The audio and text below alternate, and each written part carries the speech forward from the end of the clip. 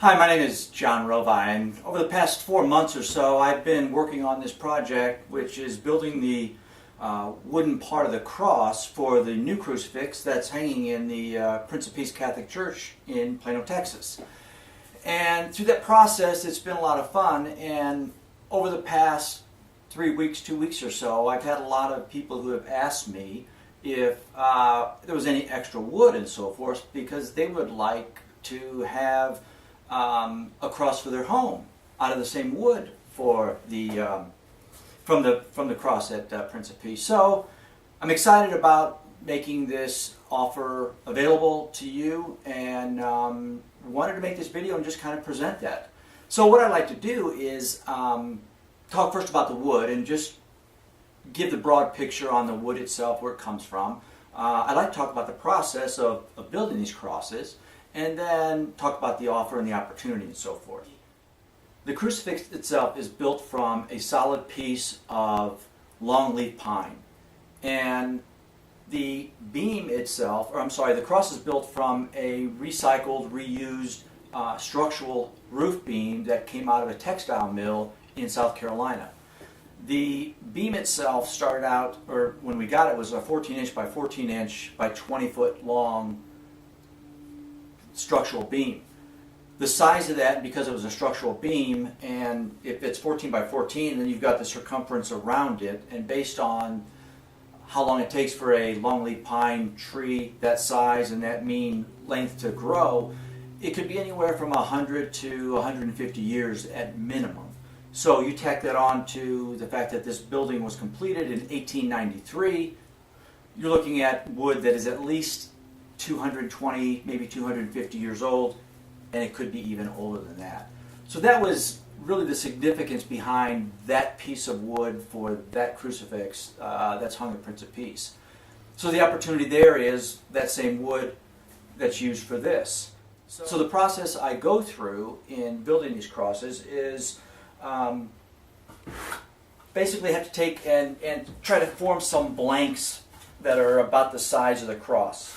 Something like this I cut with my chainsaw, and then what I try to do is take this and make it into more manageable pieces, either on my bandsaw or my table saw.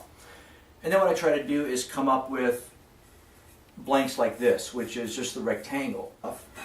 And then many times over also I'll get some of these really rough blanks, which is kind of unique and kind of exciting, because these things do look like they've got a lot of degradation in the way of wood. So with those blanks and with that degradation, that old look, it creates some issues in trying to put these things together. So what I try to do is, the process is I cut them out.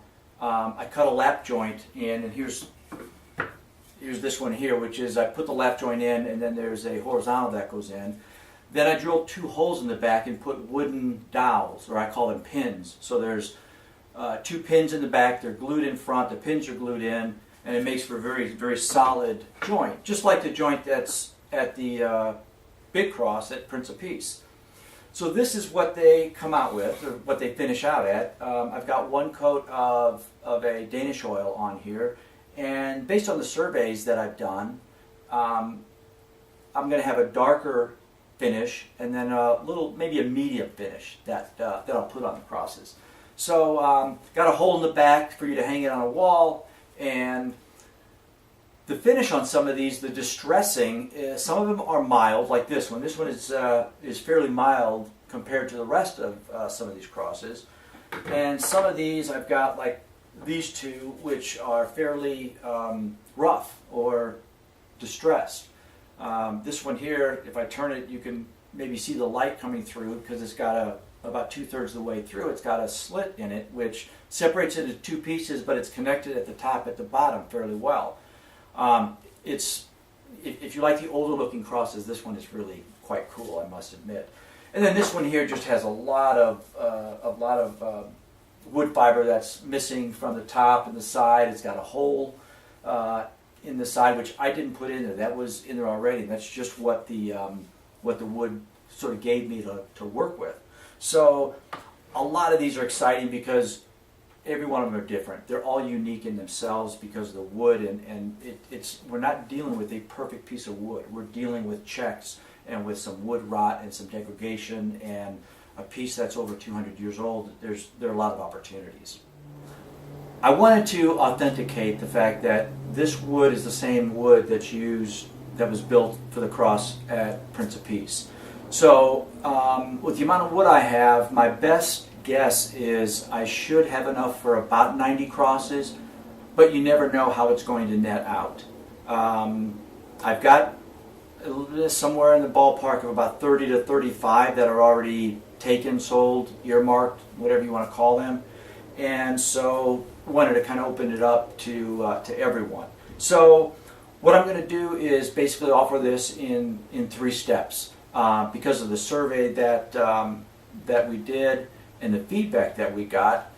Some people just wanted a cross with no corpus. Some wanted a corpus, and so I wanted to make that offer. So for the cross itself, and depending on, again, finish, the finish doesn't matter. It's kind of all one thing. And what I'm going to do is I'll have a certificate of authenticity, which is basically going to state this is the same wood from the cross. I'm going to number these on this, and I'm also going to have a quick paragraph in there about the cross at Prince of Peace.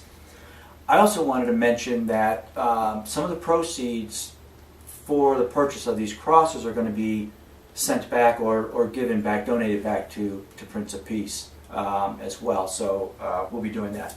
But for the cross without a corpus on it, price is $150. I found there's certain different variations or iterations that I was looking for a corpus for the cross. A risen Christ is really hard to find, so the one that I can find that just seems to be suitable for this old cross is this aluminum silver one, and I've got these available. The cross with the crucifix is going to cost $200, and it also comes with the letter of authenticity. And then I've got a third level.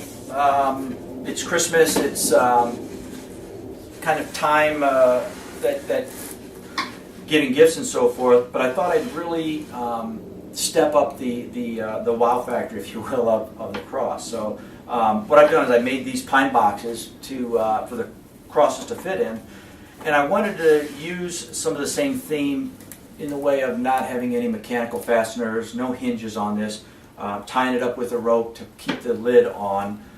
If someone is interested, I could also just put 2 little nails like a wine box is put together, so we can do that. But it's a solid pine box. It's reinforced, and so the cross would sit in here. I really wanted to use straw in here because the symbolism of that I really like the straw in the manger, which is his birth, and then the crucifixion. To me, it just ties everything in together. So the box, crucifix, letter of authenticity, $300 for that. I think the best way, and by now, hopefully, you'll see my email address and phone number at the bottom of the screen. I think what would work best, because there's such a variation of distressing. I've got the 2 colors of a medium and a dark. It might be best that contact me and you can come and take a look at whichever cross you'd like. If you want a corpus added onto that cross, that's easily done. It doesn't take but a few minutes to nail it up. The building cross and the crucifix for the church was an amazing effort. This is an amazing effort as well. It's so much fun. It's such a blessing to be a part of this. And I want to sincerely say thank you for the feedback. Thank you for your interest in this. And any feedback you have on any of the crosses, color, or if there's anything specific you want, please call me. Thank you very much.